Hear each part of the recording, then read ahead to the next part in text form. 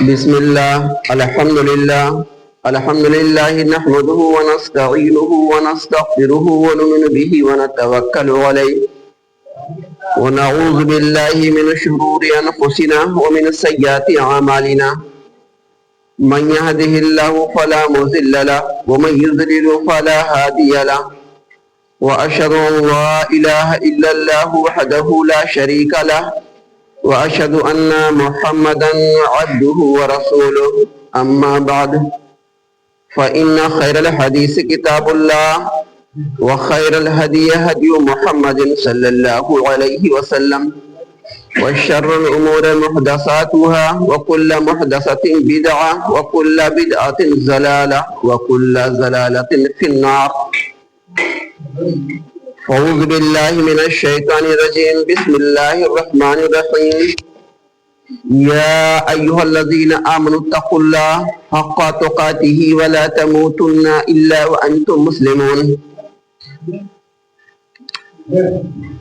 يا أيها الناس اتقوا ربكم الذي خلقكم من نفس واحدة وخلق منها زوجها وبث منهما رجالا كثيرا ونساء واتقوا الله الذي تساءلون به والأرحام إن الله كان عليكم رقيبا.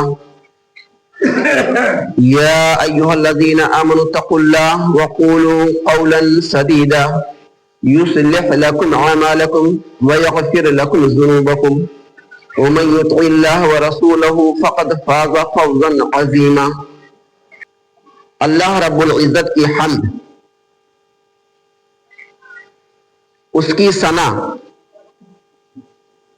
جو ہمارا خالق و مالک ہے، اس کے بعد درود و سلام نازل ہو نبی آخر الزمان احمد مجتبی محمد مصطفیٰ صلی اللہ علیہ وآلہ وسلم پر، جن کے ذریعے سے ہمیں ہدایت ملی.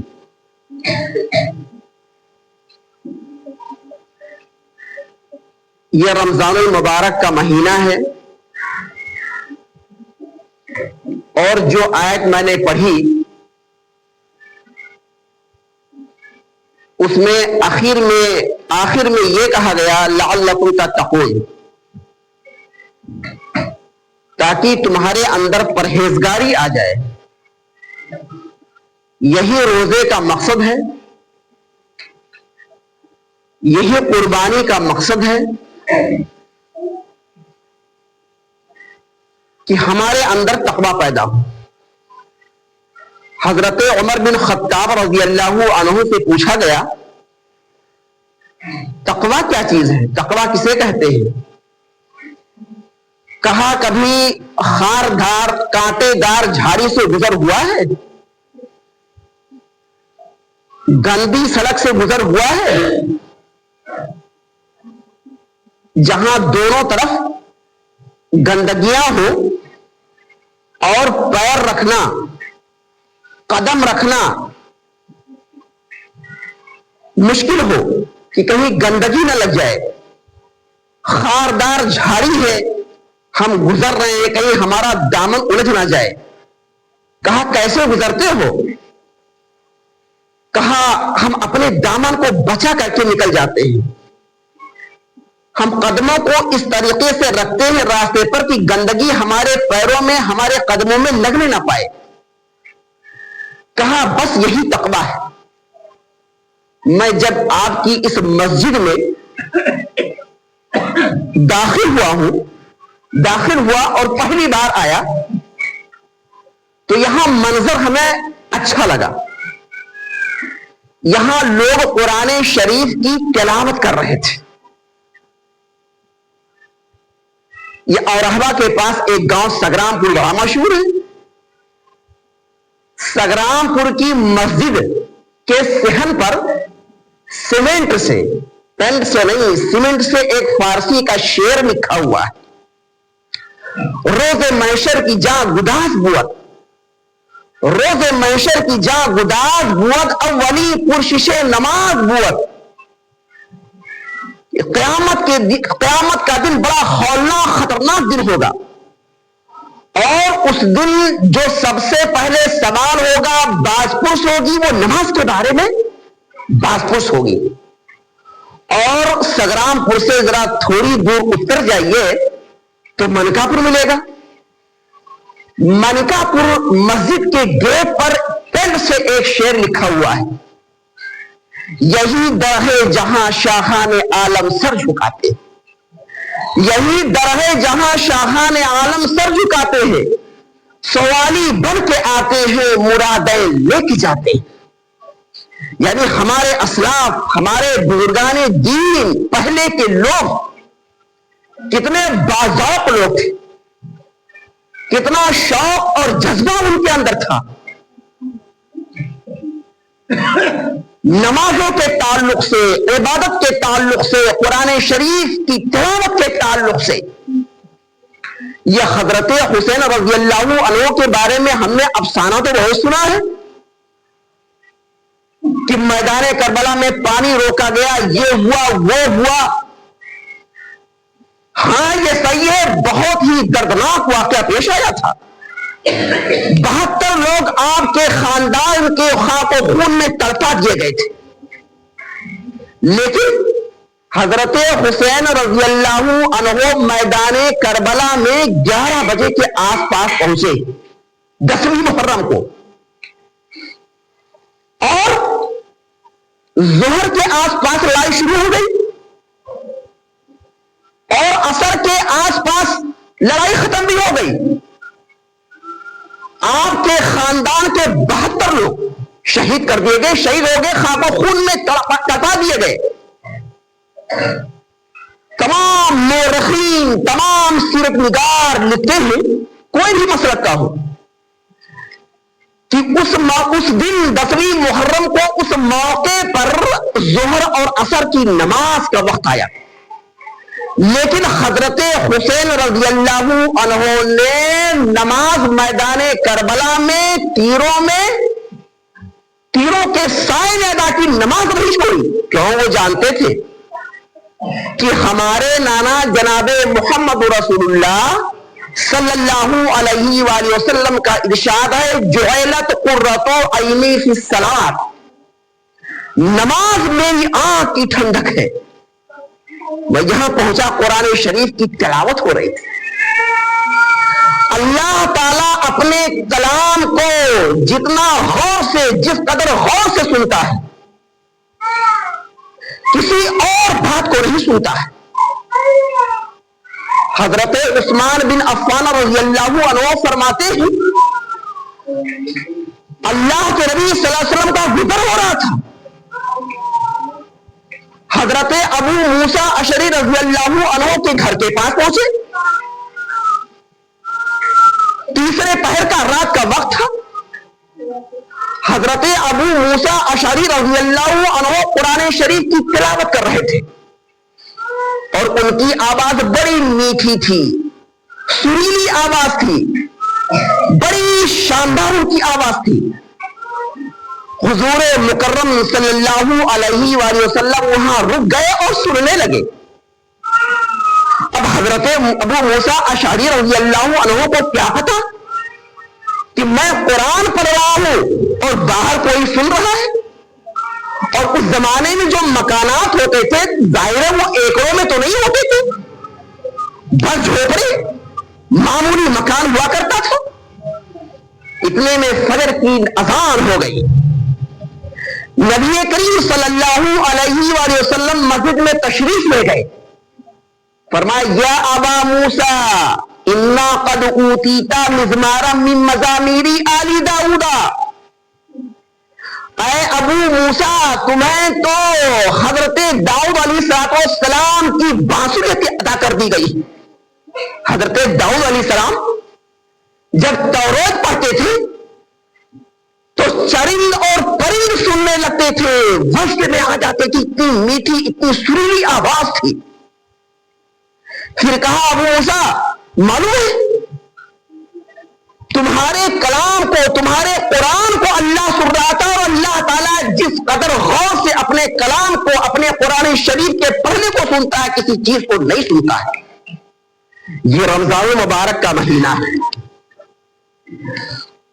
اسلام کے ارکان میں، قواعد میں، ضوابط میں روزہ اس قدر برکات، کمالات، حسنات، اچھائیوں اور خوبیوں کا حامل ہے کہ یقین جانیے اگر یہ روزہ مذہب اسلام میں نہ ہوتا تو مذہب اسلام سونا، پھیکا، بھدا اور بے رونق معلوم ہوتا۔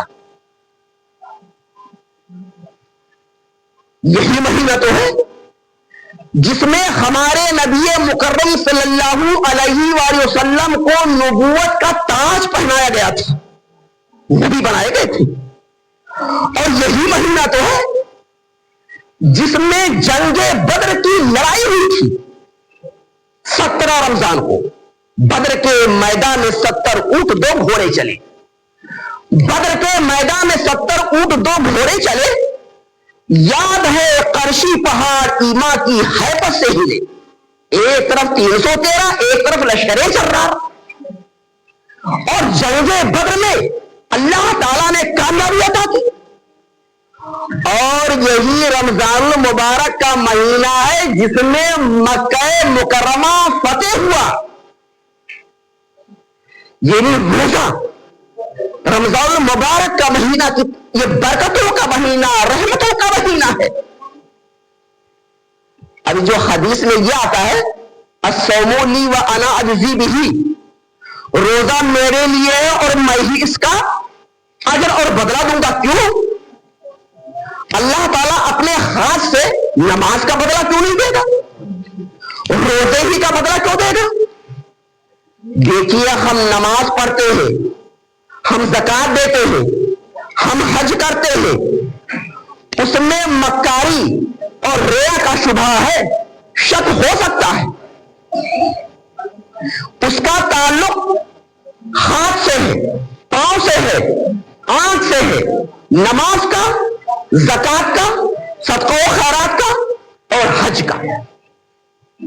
اب نماز ہم پڑھتے ہیں، حالانکہ ہم اخلاص کے ساتھ، خلوص کے ساتھ نماز پڑھتے ہیں، لیکن ہو سکتا ہے شبہ ہو کہ لوگ ہم کو کہیں گے بڑا پکا نمازی۔ حج ہم نے کیا ہے لیکن خلوص سے کیا، اخلاص سے کیا ہے۔ ہو سکتا ہے ریا کا، مکاری کا شبہ ہو کہ لوگ کہیں گے حاجی صاحب، حالانکہ ایسا معاملہ ہوتا نہیں ہے۔ زکات ہم نے دی ہے، صدقہ و خیرات دیا ہے، جس کو ہم نے دیا ہے، ہو سکتا ہے ہماری یہ سوچ ہو کہ ہمارا وفادار رہے گا، ہمارا ہمدرد رہے گا، ہمارا ساتھی رہے گا۔ ریا کا شبہ ہے، یہاں شک کی گنجائش ہے۔ لیکن روزے کا معاملہ، روزہ میں ہوں، میں جانتا ہوں یا میرا اللہ تعالی جانتا ہے۔ آپ روزے سے ہیں، آپ جانتے ہیں یا آپ کا اللہ تعالی جانتا ہے۔ میں روزہ ہوں، منہ بنا بھی سکتا ہوں اور چپکے چپکے کھا پی بھی سکتا ہوں۔ آپ کو نہیں، کسی کو خبر ہوگی علم ہوگا نہیں۔ روزہ میں ہوں، میں جانتا ہوں، میرا اللہ تعالی جانتا ہے، یعنی اس کا تعلق دل سے ہے۔ اب جب تعلق دل سے ہے، بندے اور اللہ کا معاملہ ہے، تو اس کا اجر، اس کا ثواب اس زمین پر نہیں دیا جائے گا۔ اس کا بدلہ، اس کا ثواب، اس کا اجر آسمان پر دیا جائے گا اور اللہ تعالیٰ اپنے ہاتھ سے دے گا۔ آپ نے 2 جمعہ کے خطبوں میں سنا ہوگا کہ جب رمضان آتا ہے فتحت ابواب الجنہ، جنت کے دروازے کھول دیے جاتے، وغلقت ابواب النار، اور جہنم کے دروازے بند کر دیے جاتے ہیں۔ مطلب نیک کام کرنا آسان، شیاطین کو، سرکش شیطانوں کو جکڑ دیا گیا، نیک کام کرنا آسان، جنت میں جانا آسان، غلطیاں کرنا مشکل، جہنم میں جانا مشکل۔ اور ترمذی شریف کی ایک حدیث، وَيُنَادِي مُنَادٍ يَا بَاغِيَ الْخَيْرِ اقْبِلْ فِي السَّمَاءِ، ایک اعلان کرنے والا فرشتہ اعلان کرتا ہے، ترمذی شریف کی حدیث، ایک اعلان کرنے والا فرشتہ اعلان کرتا ہے یا باغی الخیر اقبل، نیکیوں کے چاہنے والوں نیکیوں میں خوب جلدی کرو. وَيُنَادِي مُنَادٍ یا باغی الشر اقصر، اور ایک اعلان کرنے والا فرشتہ اعلان کرتا ہے گناہ کے کام کرنے والوں گناہ سے اب بچ جاؤ. وَلِلَّهِ أُتْقَاءٌ مِّنَ النَّارِ وَذَلِكَ كُلُّ لَيْلَةٍ، اللہ تعالی رمضان المبارک کی ہر رات میں اپنے بندوں کو روزے کی برکت سے، روزے میں نماز پڑھنے کی برکت سے جہنم سے آزاد کر دیتا ہے. مطلب 11 مہینے ہم نے اتنی غلطیاں کی، اتنے گناہ ہم سے ہوئے کہ ہم جہنم کے کگار پر پہنچ چکے تھے، ہم جہنمی ثابت ہو چکے تھے. لیکن ہم نے روزہ رکھا، نماز پڑھی، قرآن شریف کی تلاوت کی، اپنے گناہوں سے توبہ کی، روئے گر گئے، اور اللہ تعالیٰ نے ہم کو جہنم سے آزاد کر دیا. یہ رمضان المبارک کی برکت کا نتیجہ ہے. جب شروع کا رمضان شروع ہوتا ہے تو مسجدیں بھری ہوتی ہیں، لیکن پھر آہستہ آہستہ جب دن گزرتے لگتے ہیں، ایام دن ختم ہونے لگتے ہیں، تو ہم ڈھیلے پڑ جاتے ہیں، ہم سست اور کاہل ہو جاتے ہیں. اب ذرا اس سلسلے میں جناب محمد رسول اللہ صلی اللہ علیہ وسلم کا فرمان کیا ہے، آپ کا طریقہ کیا ہے، حدیثوں میں آپ کا عمل کیا بیان ہوا ہے. یہ رمضان المبارک کا مہینہ نیکیوں کا موسم بہار ہے. جناب محمد رسول اللہ صلی اللہ علیہ وسلم حضرت جبریل علیہ السلام کو رمضان میں ایک مرتبہ قرآن سناتے تھے اور 10 دنوں کا اعتکاف کرتے تھے. لیکن جس سال اللہ کے نبی صلی اللہ علیہ وآلہ وسلم کا انتقال ہوا، آپ نے داعی اجل کو لبیک کہتے ہوئے اللہ تعالیٰ کے دربار میں حاضر ہوئے. اس سال آپ نے حضرت جبریل علیہ السلام کو ایک مرتبہ نہیں 2 مرتبہ قرآن شریف سنایا تھا. ہر سال 10 دنوں کا اعتکاف رکھتے تھے. جس سال آپ کا انتقال ہوا اس سال آپ نے 20 دنوں کا اعتکاف رکھا تھا. پیغام کیا تھا، نصیحت کیا تھی ہمارے لیے، سبق کیا ہے، اللہ کے نبی نے بتایا کیا. جو ہماری زندگی ختم ہوتی جائے، جو ہماری عمر ڈھلتی جائے، جیسے جیسے ہم موت کے قریب ہوتے جائے، ویسے ویسے اللہ کی عبادت اور بندگی اور زیادہ کرتی جائے. اب میں تو 60 اور 55 کا ہوں، یہ نوجوان بیٹھے ہوئے ہیں، بچے ہمارے سامنے بیٹھے ہوئے ہیں، ان کی زندگی عمر ختم ہو رہی ہے، بالکل ایسے ہی ختم ہو رہی ہے جیسے قلم سے روشنائی اور انک ختم ہوتی ہے. زندگی میں ہم کو اچھا کام کرنا چاہیے. جب اس دنیا سے ہم رخصت ہو تو ہماری تعریف ہو. کیسی تعریف ہو؟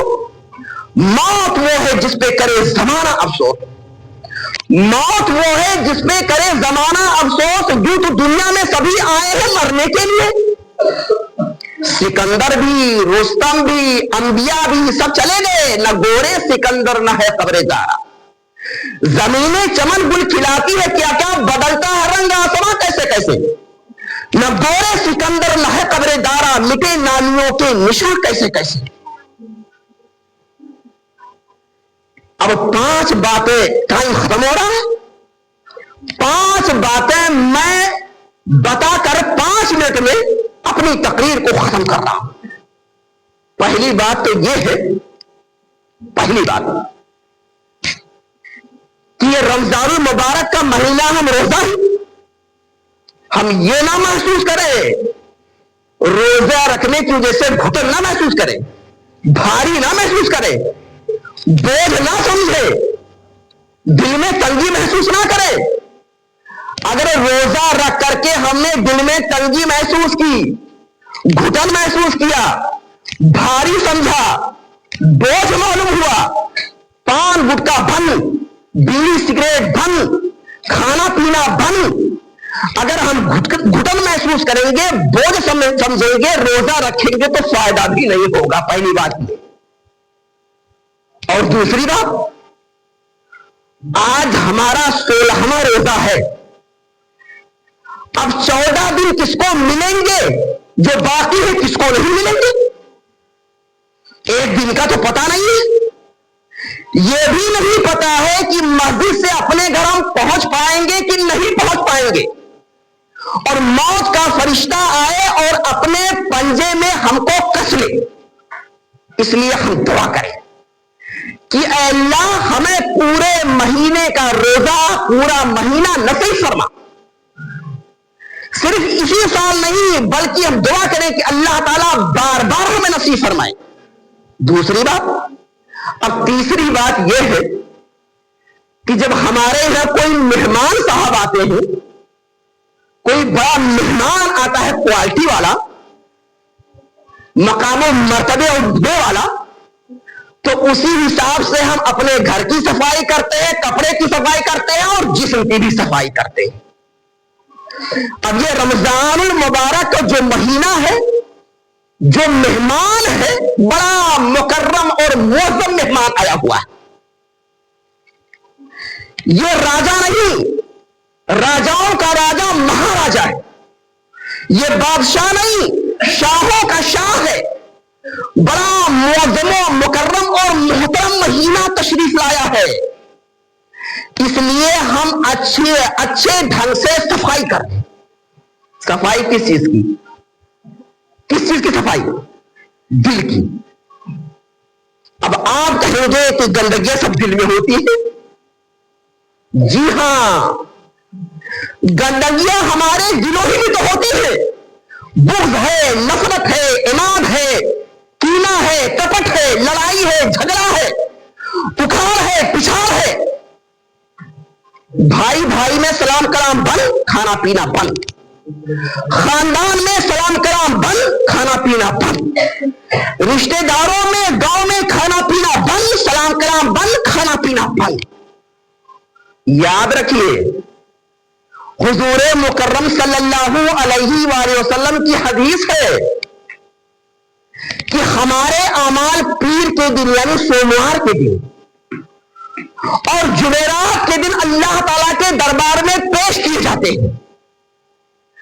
اگر ہمارا کسی بھائی سے، خاندان کے کسی آدمی سے معاملہ ہے، کھانا پینا بند، سلام کلام بند، لڑائی جھگڑا، تو اللہ کہتا ہے ابھی اس کے روزوں کی نیکیوں کو، نماز کی نیکیوں کو معلق رکھو، ابھی لٹکائے رکھو، ابھی رجسٹر میں درج مت کرو، حتی یصطلحا، جب تک یہ معاملہ صحیح نہ کر لے، صلح نہ کر لے، سمجھوتا نہ کر لے۔ اب دیکھیے، یہ کام تو بڑا آسان ہے، کر سکتے ہیں، لیکن اس زمانے میں یہ کام کرنا بہت ہی بڑا مشکل ہے۔ ارے صرف آپ کے لیے نہیں، میں خطبہ دے رہا ہوں، میرے لیے بھی بڑا مشکل کام۔ جھکتا کون ہے؟ ہتھیار کون ڈالتا ہے؟ گھٹنے کون ٹیکتا ہے؟ اگر ہم چاہتے ہیں کہ ہمارے روزوں کا ثواب ہمیں ملے، ہماری نمازوں کا ہمیں فائدہ ملے، ہماری قرآن شریف کی تلاوت کا ہمیں فائدہ ملے، ہمارے صدقات و خیرات کا ہمیں فائدہ ملے، یہ کام ہمیں کرنا پڑے گا۔ اور پانچویں بات،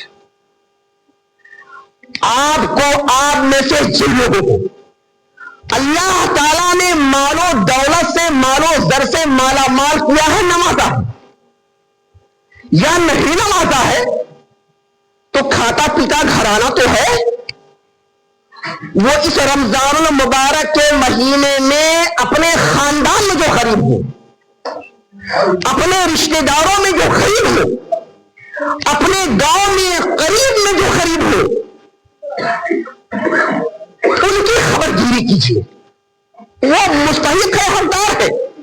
حالانکہ معاملہ بھی ہمارے سماج و معاشرے میں بڑا الٹا ہے۔ جو قریبی لوگ ہوتے ہیں، خاندان کے لوگ ہوتے ہیں، رشتہ دار کے لوگ ہوتے ہیں، وہ ہم سے لینا بھی نہیں چاہتے اور ہم دینا بھی نہیں چاہتے، لیکن مستحق وہ زیادہ ہے۔